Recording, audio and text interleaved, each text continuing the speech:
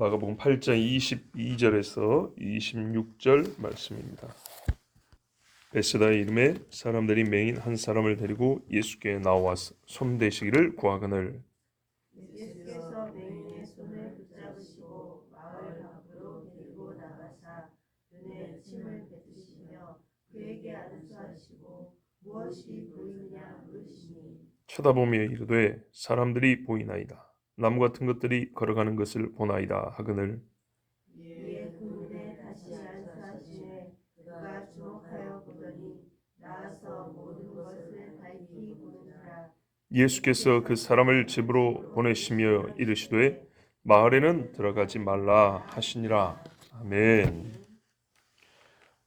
저는 항상 이럴 때 즐겁습니다. 사람들이 병든 자를 데리고 예수님께 나오는 것을 볼 때 즐겁습니다. 살면서 우리가 갈수록 그리워지는 것이 정입니다. 말하고 좋은 의미에서 눈짓하고 손잡고 좀 볼록볼록한 탄력 있는 마음을 가지고 사는 삶이 얼마나 좋습니까? 간경화는 간이 굳어버리는 거죠. 피가 흐르지도 않고 순화되지도 않습니다. 우리가 무서운 병 중에 하나 심근경색이라고 그러잖아요. 심장의 근육이 굳어버린다는 얘기죠. 근데 실제로 이제 내용을 보면 심장에 그 큰 동맥이 막히는 겁니다. 그런데 여러분, 같은 심근인데 심장의 근육이 아니라 심근이라고 하면 한자에 있는 말이에요. 뿌리 근자를 씁니다. 마음의 뿌리. 순 우리말로 하면 마음씨. 사람 마음씨. 요거를 또 심근이라고 합니다. 자, 이제 다르게 한번 읽어봐요. 심근경색. 심장의 근육이 굳어서 막힌 게 아니고 내용은 혈관이지만 심근경색. 마음의 뿌리가 굳어버리는 것. 마음씨가 딱 죽어버려서 사람에게 보세요. 말씨, 글씨, 마음씨, 맵씨. 이 뒤에 씨가 붙으면 곡식의 이 종자를 얘기하는 게 아니고 어떤 그 맛깔스러움을 얘기하죠. 그것만의 어떤 고유한 느낌이 있지요. 그것만이 풍기는 고유한 향. 옷 맵씨. 똑같은 옷을 입어도 맵씨가 산다. 양 맵씨가 죽는다. 이런 말이 있죠. 말씨, 글씨 다 보면 말입니다. 사람의 이 마음씨를 보입니다. 그렇죠? 마음씨가 굳어 죽어버리면 참 인생살이 괴롭습니다. 인생살이만 괴로운 게 아니라 진리를 알기도 어렵고 살아내기는 더더욱 어렵습니다. 왜냐? 진리는 심근을 변화시키거든요. 그래서 다르게 말하면 이 진리를 막는 것이 심근입니다. 마음씨가 진리를 막아요. 왜? 진리를 받아들면 제일 1번으로 제일 크게 변화되는 것이 마음씨, 심근이기 때문입니다. 그래서 심근경색이 일어나면 죽습니다. 육도 죽고 영혼도 죽습니다. 저는 그래서 이런 모습 보면 너무 좋아요. 사람들이 맹인 한 사람을 데리고 예수님께 나왔다. 그리고 손 좀 대주십시오, 주님. 얼마나 좋습니까? 눈이 말라버린 사람, 그 눈에 손을 좀 대주십시오. 그렇죠? 손이 말랐다라는 말 다양하게 쓸 수 있습니다. 힘이 없고 기능을 상실했다는 얘기입니다. 이런 사람을 그냥 내버려 두지 않고 하나님 앞에 데리고 와서 손을 좀 대주십시오. 아픈 사람 몸이 괴롭지만 이 사람을 데리고 온 사람들의 이 심근은 얼마나 아름답습니까? 그렇죠? 꽃이 말이죠. 모양만 꽃이어서 꽃이면 그림도 좋고 플라스틱으로 만든 조화도 괜찮죠. 근데 꽃은 향기 때문에 꽃다운 것입니다. 예, 모양도 있지만 향이 나야죠. 그래야 그 다른 색깔, 그 모양, 다른 모양의 가치가 다른 향에서 나타나는 거 아닙니까? 이 사람들의 향은 참 좋습니다. 이 부탁을 예수님이 받으셨습니다. 그 향을 맡으셨습니다. 그런데 이번에도 저번과 비슷하게 따로 데리고 갑니다. 근데 이번에 좀 멀리 데리고 갑니다. 저번에는 여기 사람들 있으면 저만큼 데려갔다면 이제는 마을 밖으로 데려갑니다. 너무 멀리 가죠. 너무 멀리 가지만 좋았겠어요. 예수님 손에 붙들려서 멀리 가보니까 눈이 먼 상태에서 마지막으로 잡은 사람의 손이 예수님 손입니다. 여러분, 제가 성경을 해석하는 법을 여러분에게 설교 중에 가끔 들어보면, 제가 다시 들어보면 많이 이야기했더라고요. 그것만 모아놔도 소위 성경 해석법이라는 작은 모음집이 나올 만하더라고요. 그런데요, 여러분 보시기에는 제가 늘 분석적이고 논리적이라고 생각하십니까? 그렇진 않죠.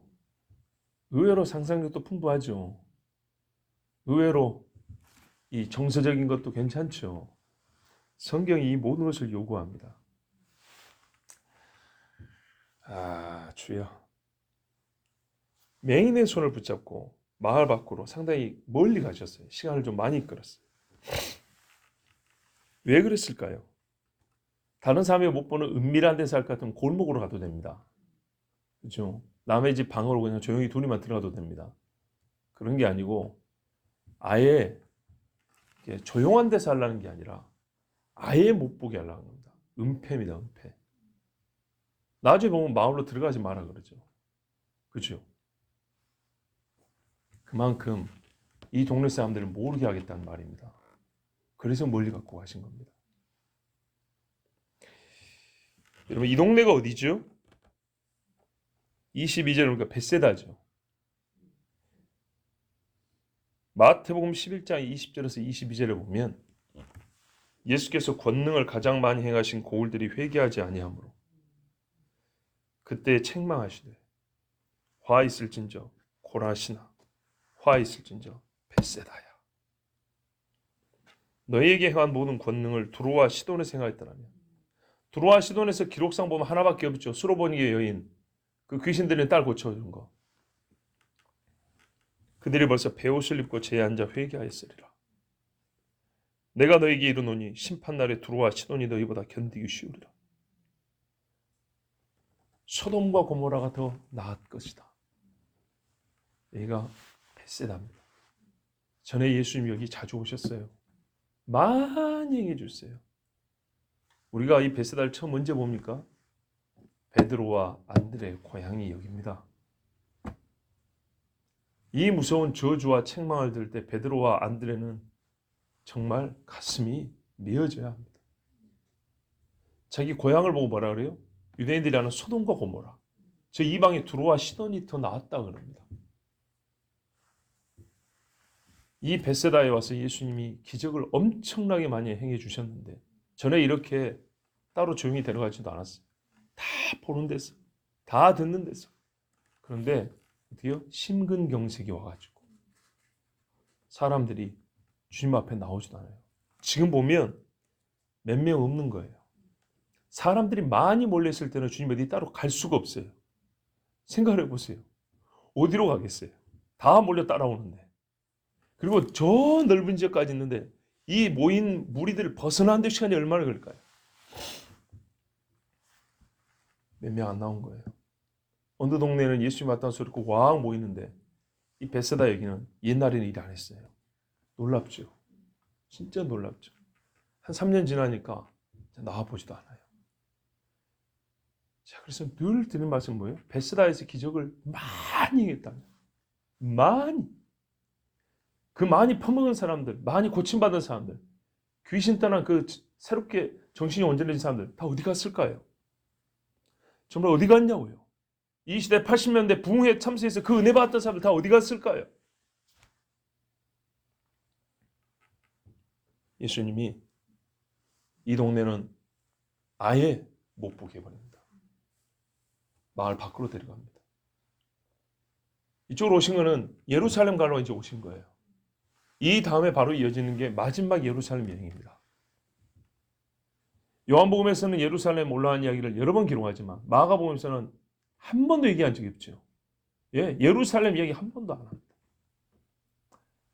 마가복음은 의도적으로 그렇게 쓴 겁니다. 예루살렘을 몇 번 왔다 갔다 하면서 우리가 비교가 되지만 아예 큼지막하게 예루살렘 밖, 예루살렘 이렇게 크게 나눕니다. 어떻게 보면 이스라엘의 북쪽 지방, 아니면 중남부 지방 이렇게 크게 나눠버립니다.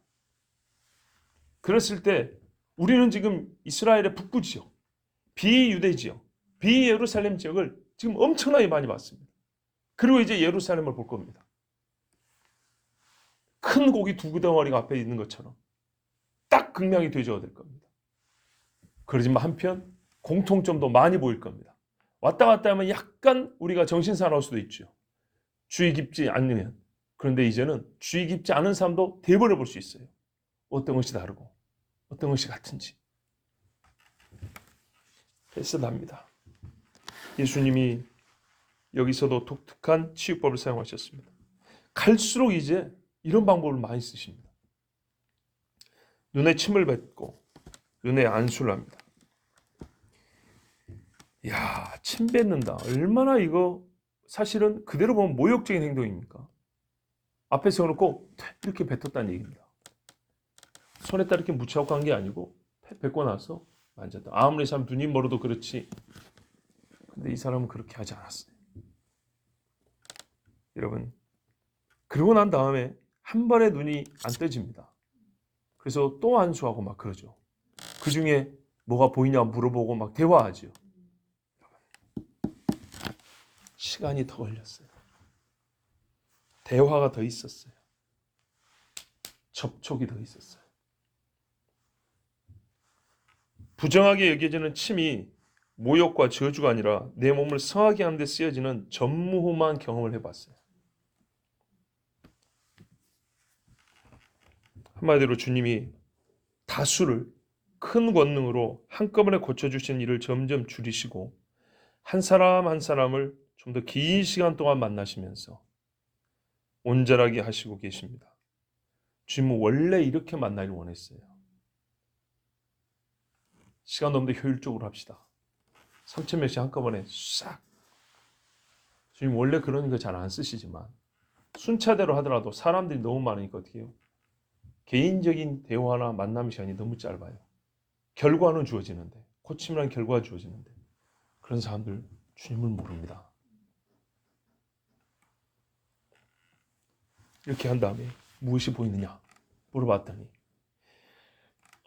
이렇게 눈을 막 힘을 줘 보는데 사람들이 보입니다. 뭐 나무 같은 것들이 걸어가는 것이 보입니다. 이거는 여러분 이 사람이 짤막짤막해서 끊어 말한 것을 좀 부드럽게 이은 겁니다. 우리가 말할 줄 몰라서 아니라 생소한 환경이나 또 어떤 흥분 상태에서 말이 이렇게 좀 잘 안 나오죠. 문법이 잘 안 맞아요. 사람이 보이고 보이는데 나무 같은 거 보여. 나무 같은 것이 뭐 그런 거 보여. 이렇게 말이죠. 말이 좀 서툰 사람처럼 이렇게 나옵니다. 요거를 쭉 그냥 이해하기 쉽게 정리해 놓은 겁니다. 그래도 이렇게 나옵니다. 사람이 보입니다. 나무 같은 것이 거나게 보입니다. 사람 나무를 알아보는 거 보니까 중간에 실명한 사람인가? 꼭 그렇진 않습니다. 왜요? 사람이 눈이 멀어도 귀가 있고 촉각이 있으면 평소에도 사람을 만나봤을 거 아닙니까? 그죠? 손도 잡아보고 자기 몸의 신체도 만져보고 다른 사람도 이렇게 더듬어 보면 요런 모양의 사람이구나 딱 보면 압니다. 나무 이렇게 만져보면 압니다. 이런 게 나무구나. 사람 이보시기에 눈 안 보이지만 그런 걸 나무라고 한다네요. 이런 게 나무구나. 그럼 눈 뜨면 딱 그 전에 있던 감각이 있죠. 보면 나무 사람 바로 알아요. 그래서 처음 보더라도 알 수가 있어요. 확인된 사실은 뭐냐? 이 사람이 희미하게 본다는 거예요. 어렴풋하게. 즉 치유가 다 되지 않았어요.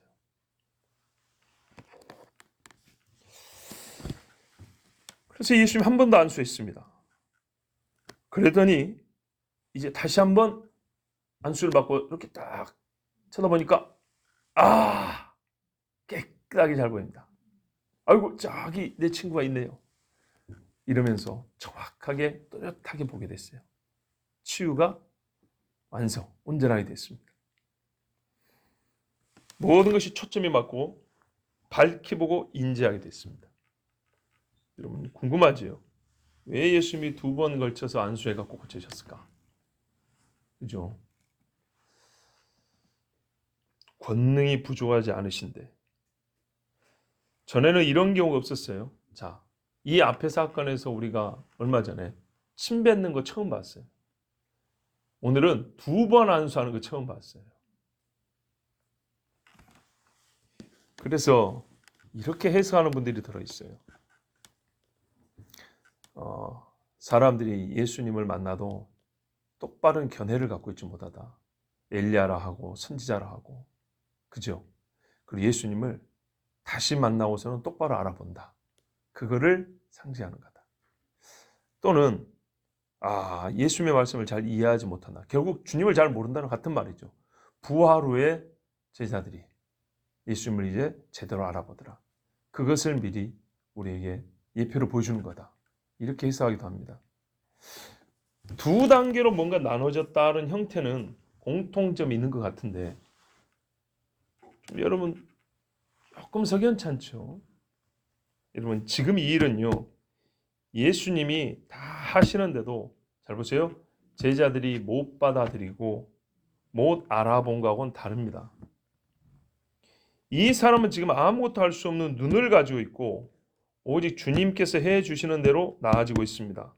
즉 예수님이 의도적으로 2단계로 나눠가지고 고치고 있는 중이라고요. 예수님이 자기가 누구란 걸 말씀으로 다 했는데 부활 아니어도 알아먹은 사람 다 알아먹었어요. 즉 제자들의 부족함 때문에 2단계로 나눠서 이해하게 됐다는 게 아니고 지금은 예수님이 의도적으로 이 사람을 한 방에 다 안 고쳐주고 중간에 한번 물어보고 또 안수하고 고쳐줬다고. 능력이 없어서가 아니라 예수님의 주도적 결정이었어요. 자, 그러면 우리가 예수님과 이 사람과만 좀 집중해 볼 필요가 있습니다. 여러분, 이래서 우리가 심근이 좀 살아있어야 합니다. 나의 경우를 한번 생각해 볼까요? 단번에 역사가 일어나는 경우만 믿음이 자라고 강하여진다고 보십니까? 한 방에 고쳐지면 믿음이 크고 이게 내가 받는 입장에서도 예수님을 향한 믿음이 커지고 예수님이 2단계, 3단계 나눠가지고 고쳐주면 내 믿음이 안 자랄까요? 막 의심이 더 생길까요? 단번의 기도로 응답이 일어나면 믿음이 자랍니까? 잘 자랍니까? 아니면 단번의 기도로 큰 결과가 주어지면 생각지도 않았던 교만이 자라던가요? 경험을 한번 생각을 해보세요. 우리는 사람이 똑같은 사람. 단번의 기도로 큰 결과를 얻게 되면 기분이 좋아서 날뛰게 되지만 깊은 절제와 은미는 떨어지지 않던가요? 은미함이 떨어져요. 눈이 열린 이 사람이 예수님의 권능이 약하다고 소문대고 다녔을까요? 야, 2번 만에 고치대. 이럴까요? 아니죠. 주님이 2번 만져주신 눈을 자기 손으로도 가끔 이렇게 대보지 않을까요? 그때 그 예수라는 분이 이렇게 만지고 그랬는데 주님을 더 자주 생각하지 않을까요? 손을 잡고 가서 정말 유대인으로서는 생각하지도 못한 침을 뱉더니 한 번 반수하고 물을 보고 또 한 번 안수하고 그런데 나중에는 집으로 가는데 마을에는 들어가서 보이지 말라고. 그분이 왜 그랬을까? 그때 왜 이렇게 내가 듣기에는 이런 식으로 고친 적이 없다던데 훨씬 이 사람은 예수님을 잊을 수 없고 오래 기억하고 생각이 됩니다. 주님은 진실로 인격적 고침을 원하시지 기계적 치유를 기뻐하지 않으십니다. 결과론적 연결, 말했더니 고쳤다는 이런 식의 연결이 아니고 동행관계를 원하십니다. 고침으로 말미암아 주님과 동행이 있어야 되고 동행하면서 고쳐지는 것. 예, 주님과 함께하면서 기도하고 응답받는 것. 이거를 우리 주님이 원하신다고요. 이것은 이어지는 우리 주님의 말씀에서도 확인이 됩니다. 26절. 예수께서 그 사람을 집으로 보내시며 이르시되 마을에는 들어가지 말라 하시니라 그랬어요. 마을로 들어가지 말라는 것은 알리지 말라는 얘기입니다. 이 사람들이 모르게 하라고요. 왜? 여기는 벳세다요. 전에는 이런 말씀 한 적이 없어요. 이렇게 말해도 솔직히 소용이 없었어요. 그때는 엄청나게 몰려들었으니까. 지금은 너하고 나하고만 조용히 하면 사실 아는 사람이 없어요. 그렇게 잠잠한 동네가 되었어요. 이 기쁨을 나누지 못하게 하셨습니다. 이 대단한 소식을 사람들의 귀에 들리게 하지 아니하셨습니다. 아까 우리가 대체로 그 이유를 들었죠. 내일부터 보시면 우리가 보게 되지만 예수님이 예루살렘으로 올라가실 예정입니다. 어떤 면에서 이미 출발하신 겁니다. 갈릴리 바다를 건너서 이제 이쪽으로 돌아가니까요. 이제 다시 이쪽으로 안 옵니다. 그러면서 예수님이 그동안에 한편 아껴두셨던, 그리고 반드시 한번 물어보시고 싶으셨던 질문, 사람들이 나를 누구로 하느냐, 이 이야기를 합니다. 우리는 지금까지 이 이야기를 들 때 가이사랴 빌립보, 우상 숭배하는 지역, 가이사의 이름을 붙인 동네, 여기에 집중을 많이 했거든요. 맞습니다. 성지순례 가보면 그 동네가 그 동네 맞아요. 우상당 이제 막 엄청나게 모아놓고 막 그런데요. 그 한 지역에만 초점을 맞추지 말고 예수님이 여기까지 오시는 여정을 한번 보세요. 예수님이 이 질문을 반드시 하실 수밖에 없는 지금까지 사역의 여정을 한번 보세요. 그 많은 사람이 어디 갔어요? 그 많은 떡을 먹었던 사람들이 어딜 갔어요? 그들의 입에서 예수님을 누구라고 얘기를 합니까? 주님이 고작 엘리야 소리 들으려고 천국 복음을 말씀하시고 회개하라 하셨습니까? 그동안 몇 년의 시간이 벌써 흘렀습니다. 배를 타고 몇 번 오간 것 같지만, 갈릴리 바다 몇 번 왔다 갔다 한 것 같지만, 다 기록하지 않은 수많은 전도 여행이 있었고 셀 수 없이 많은 사람들을 만났으며 기억하기 어려울 정도의 복음에 대한 반응과 치유를 경험한 사람들의 고쳐지지 않는 마음과 기적을 보고도 조롱하는 사람들을 예수님이 다 겪어봤습니다. 여러분, 우리 주님, 우리에게는 대제사장은 우리의 연약함을 체휼하지 못하시는 분이 아니요, 우리와 같이 시험을 당하신 분이로되 죄는 없으시니라 할 때 그 시험이 십자가 고난이라고만 생각하십니까?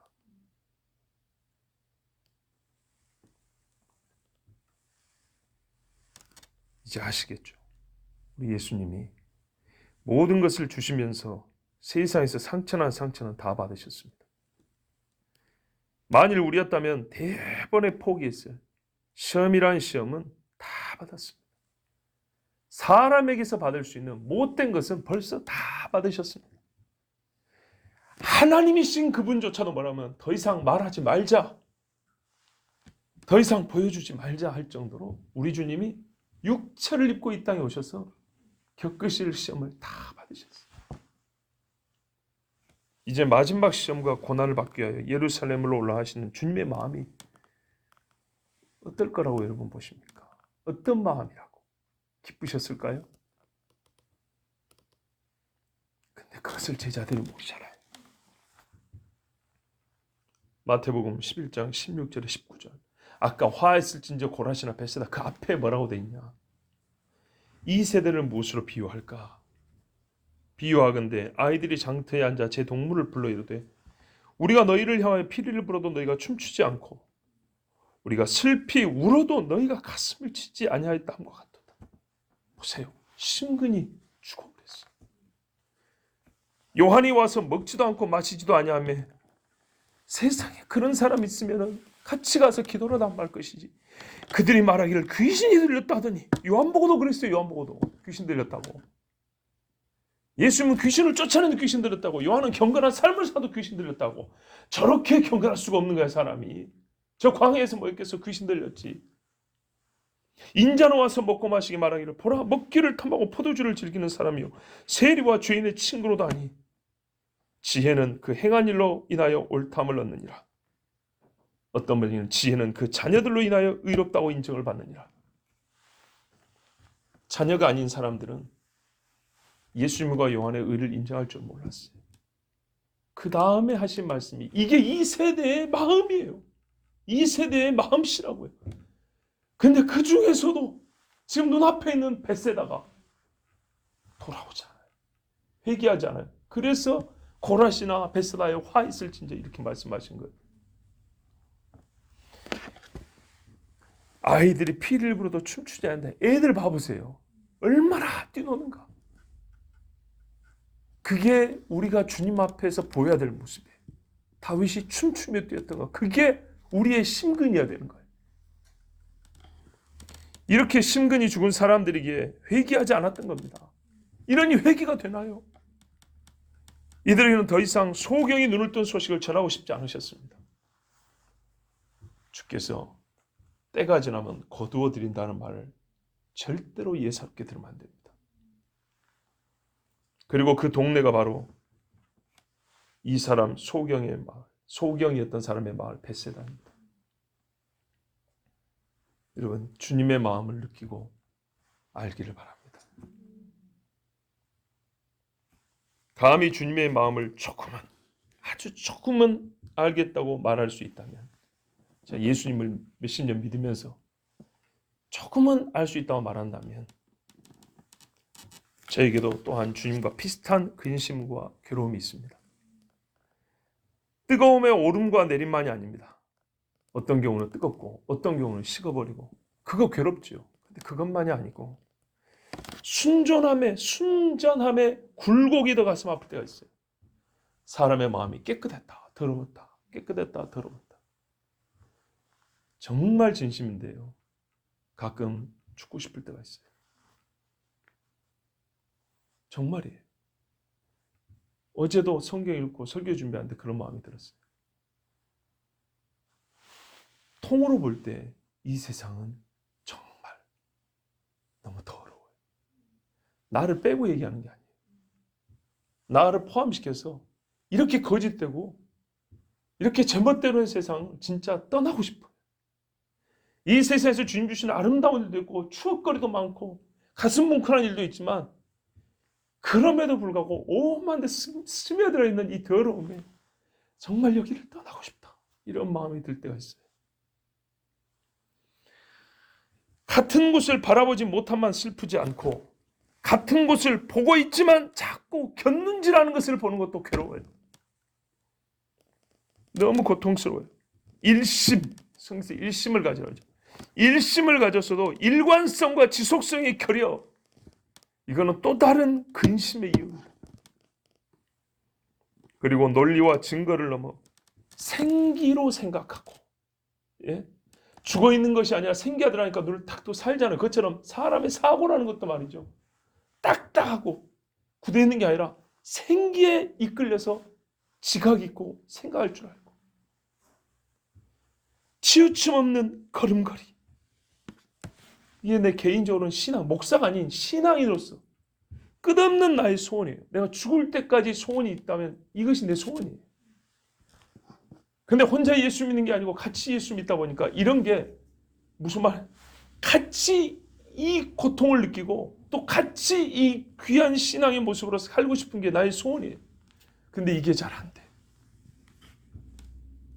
그래서 사랑하는 가족도 있고 이쁜 어린 우리 새끼들도 있지만, 그런데도 불구하고 간혹 마음이 이렇게 막 생겨요. 빨리 죽었으면 좋겠다. 뭐 그런다고 지금 죽을 수는 없죠. 바울도 그렇죠. 해야 할 일이 있으니까. 근데 여러분, 젊은 사람이 아직 자식들도 어린데 왜 이런 생각이 들까요? 내가 생각을 한 게 아니고 생각이 든다고요. 그런 마음이 든다고요. 꼭 이런 말씀을 읽다 보면 드는 생각이, 그것이 어떤 면에서는 우리 주님이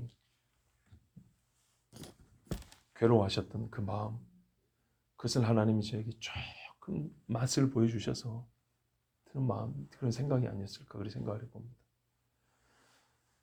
성경 해석에 중요한 것 한 가지, 주님의 마음을 읽어내는 겁니다. 그러면 논리도 문맥도 더불어 보입니다. 이 순서가 거꾸로 되면 요점 정리는 되는데 생기가 없어요. 말씀을 읽은 후에도 내 마음에 마음씨가 변화되지가 않아요. 여러분, 예수님이 울 때 우리 같이 울면 얼마나 좋습니까? 마음씨가 굳은 걸 뭘로 안지 아십니까? 슬퍼도 눈물이 안 나. 기뻐도 웃음이 지어지잖아요. 그러면 많이 죽은 거예요. 고라시나 베세다야, 너희가 회개하지 아니하나도다. 이 세대를 무엇에 비유할꼬? 장터같이 시끄러운 데서 애들이 피리 소리를 듣고 모든 것이 춤추기 좋은 분위기 환경인데도 발 한 번 뛰지 못하는 이 세대요. 얼마나 괴롭고 고통스럽습니까? 진짜 심장이 굳어서 먼저 죽어가는 그 고통, 이것이 우리의 마음의 고통이야 합니다. 기도하겠습니다. 하나님 감사합니다. 연약한 자들의 심장을 굳게 하지 아니하시고 마음씨가 굳어버리지 아니하도록 주님께 다시 불러주시고 주의 말씀을 읽게 하시되 주님이 괴로워하신 그 괴로움을 우리가 조금이라도 맛보아 알게 해주셔서 감사합니다. 우리 주께서 육체를 입고 오셔서 시험이란 시험은 다 당하시고 사람에게 받을 수 있는 상처나 상처는 다 겪으시고 그 괴로운 심정에 오늘같이 있는 놀라운 기적을 행하시고도 마을에는 들어가지 마라 그랬습니다. 이 사람들은 거들떠도 보지 않을 것입니다. 3년 전 벳세다는 그러지 아니하였습니다. 베드로를 부르실 때만 하더라도 사람들이 많아서 배를 타고 무태수 좀 띄워놓고 예수님 설교하셨습니다. 그때만 하더라도 그물을 던지라 하면 예, 제가 밤에 맞도록 수고했지만 말씀을 의지해서 한번 해보겠습니다라는 그런 순수한 사람도 있었습니다. 주여, 어찌 이런 일이 벌어질까요? 주님은 보여주십니다. 진리가 없었던 사람이 들려지면 변화되고 복만 받는 게 아니라 시간이 가면 갈수록 갈라지고 벌어지고 틈이 멀어진다는 것을, 주여, 은혜 받을 곳은 더 많은 하나님의 은혜의 단비가 내리고 생기가 불어 큰 나무에 열매를 맺고, 은혜가 없는 곳은, 그 씨를 거부하는 곳은 이제는 다 말라 비틀어져서 이 땅에서 벌써 지옥의 저주를 받을 수밖에 없다는 것을 우리 주님이 가르쳐 주시고 말씀해 주셨습니다. 아버지여, 베스다를 바라보는 주님의 마음이었다니까, 이 시대의 교회를 바라보는 주님의 마음이었다니까, 한 영혼 한 영혼을 주님은 손을 잡고 가셔서 물어보고 대답하고 물어보고 대답하고 싶은데 누가 마을 밖으로 손을 잡고 따라 나오겠습니까? 주께서는 영문 밖으로 십자를 지고 하셨는데 누가 영문 밖으로 따라 나갑니까? 좋으신 아버지 하나님, 우리가 주님을 알되 마음으로 알게 하여 주시옵소서. 주의 영이 우리 영에게 와서 말씀하시고 우리의 영이 주님의 영으로 가서 아멘 할렐루야, 나사렛 예수 나의 구주여 나의 죄를 용서하여 주시옵소서. 회개하는 은혜가 있게 하여 주시옵소서. 예수 그리스도의 이름으로 기도하옵나이다. 아멘.